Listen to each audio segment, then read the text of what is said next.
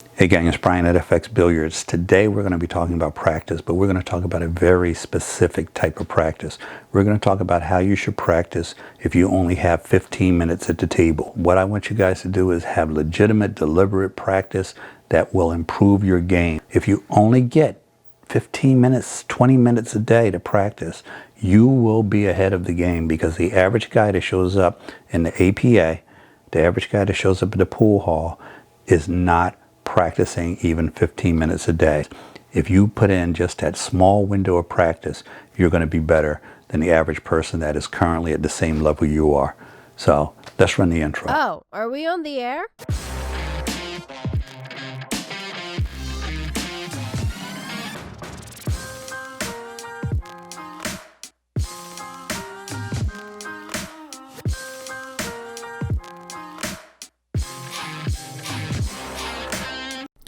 So gang, the first type of practice we're going to talk about is just simply doing break and runs. What this means is just rack the balls, break them, and shoot them off in any order. This is outstanding practice if you've been away from the game and you want to just get back and stroke. You only have 15 minutes. You can run probably 4 or 5 racks, just shooting them off one ball at a time in any order to work on your stroke. The next thing, and this is for more advanced players, would be playing 9-ball against a ghost. You're just racking balls and running them off in rotation, for those of you who are not familiar with playing against a ghost. Now this can be very, very frustrating for lower level players, beginner players, to play 9-ball against a ghost. This is the reason a lot of intermediate and lower level players don't like 9-ball. It is a very challenging game, unlike 8-ball where you get a lot of options.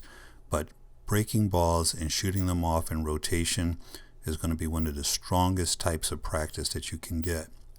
So if you are an APA 5 or higher, whether you play 9-ball or not, you should be playing against a 9-ball ghost. Just break a rack of 9-ball, shoot them off in rotation, give yourself ball in hand after the break, give yourself ball in hand after any miss. And I know a lot of new guys don't understand why we play ball in hand. We do that for 2 reasons. Number one, so you don't waste time chasing a ball around. If you got 15 minutes to practice and you're chasing a ball around trying to make some hero's shot, you really just wasted all your practice time. Now, a variation of that, and this is a stretch because guys that know me know that I always say don't just throw balls on the table and shoot them off, even if you think it's random. But if you have a very tight practice window, I'm all for it. I don't want you guys to spend time racking and breaking if you have a very tight practice. And this video is what to do if you have a very short window. So if you don't have the skill level to play 9-ball against a ghost without a lot of frustration, just start out by throwing 3 and then 4 and then 5 balls on the table. Now, I started out with 5 balls in this rotation here. There's more than just the 9-ball on the table, but I'm shooting them in numerical order just like I would playing against a ghost. But the point here is I threw 5 balls out on the table. This time I'm going to throw 5 or 6 balls out on the table. If you can't run 5, if you can't run 6, then drop it down. You're going to go from 5 to 4 if you don't win that run. But the point here is whether it's 3 balls, 4 balls, 7 balls, or 9 balls, shooting balls off in rotation is going to be one of the strongest things you can do to improve your game. Once again, I've said it a dozen times and you're probably tired of hearing it, but 8-ball bails you out way too often for you to get good at 8-ball just by playing 8-ball. So this is very good cross training for those of you who play 8-ball, plus obviously everybody that plays 9-ball and 10-ball. So give yourself ball at hand, throw the balls out on the table, and run them off in rotation. So here I think I threw 5 balls out. So on the next rotation what I'm going to do is throw 6 balls out. Now this is also an opportunity, I don't know if you guys saw that draw shot, this is also an opportunity to work on anything that you think is going to be a little bit different, a little bit challenging. Try that 2-rail position shot if you have an opportunity to. If you throw the balls out there, say I have 7 balls out there and they're all clustered together at one end of the table, make sure it looks like a random break for you, because if you're not going to be breaking them, you just want to make sure that they're spread out so you don't have anything too easy. But what I was saying is, if you have an opportunity to work on unique situations, here I'm going to play high right hand English. Maybe you've never played high right hand English on a shot, or tried to get running English, or use another ball to stop the flow around the table. This is your opportunity to do that. So keep in mind that not only are you working on your position play, but you can work on those long draw shots as they come up. You can work on playing off-handed. So if you get those left-handed shots and you're right-handed, instead of picking up the bridge, see how you do shooting that shot with your offhand. You have a lot of different opportunities here, and you'll see that the theme of this video is to do things during this 15-minute time period that work on more than just one muscle group. You're not just working on position, you're working on everything else that comes along with playing good position. Now this drill, if you're a fan of the channel, you've seen this probably a dozen times. This long draw shot drill is something that I call the acid test. Now the balls are out 4 or 5 diamonds away from me, and I'm shooting them from the head string. And the reason I call this the acid test is because if you do anything wrong, whether your stroke is off, you don't follow through, you're giving unnecessary English left or right, any of those things go wrong, you can't make this shot.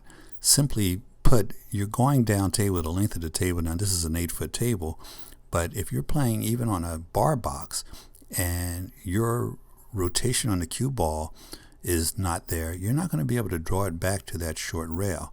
So I call this the acid test because if I only had 15 minutes to practice, other than shooting balls off in rotation, I would work the acid test, and there's many days that I shoot anywhere from 50 to 100 of those. Now this is a drill I just started doing more and more of. This drill is just shooting rail shots. It is going to be a major challenge to most of the intermediate players, but all you're doing is putting the balls along each diamond, give yourself ball in hand on the very first shot, and now you're getting position on each shot as you go down. So you can shoot the balls from the left side or the right side. You can use any type of English you need to get position, but you're going to shoot them down, and if you miss any ball, what you're going to do is return it to the spot. Now, a lot of you, if you try this drill, you're going to be running into balls, you're going to be getting crazy position, you're going to be scratching. There's a lot of things that are going to happen to you. If you scratch or you run into another ball, what you want to do is put the ball back in place, give yourself ball in hand, and continue to drill. You don't need to start it over again. The problem with starting over after a miss is that you only get to practice those easy short draw shots. So I really like this because you have to play position, you have to make the shot. You see I missed a shot there. I'm going to put that ball back and continue the rotation. You can play either side. The first couple of times you do this, you're going to find that you finish one side clearly before you finish the other. Sometimes you have 4 balls on one side and 1 on the other. But the challenge is to get position all along the way. See, now I'm down to 2 shots and they're parallel, and what I'm going to have to do is play some heavy left-hand English to come around the table to get position on that shot to win the game. So that's a drill that I like because, again, it works more than one muscle group. Now, I don't usually tell guys to practice bank shots because if you only have a very short window, what I want you to do is use that time on position play or tougher shots like those rail shots because they come up more often. But that doesn't mean that you don't practice your bank shots. If you need to get in some bank shot time, a drill like we just showed you is going to be a good one to do it. So these are the things that I would have done with just 15 minutes practice time. The number one thing is to shoot balls off in rotation. The number 2 thing is to do drills like the rail drill, the bank shot drill, the draw shot drills. Use that 15, 20, or 30 minutes wisely, and you're going to thank me in the long run. Thanks for watching, you guys. Make sure you subscribe, and have a great day.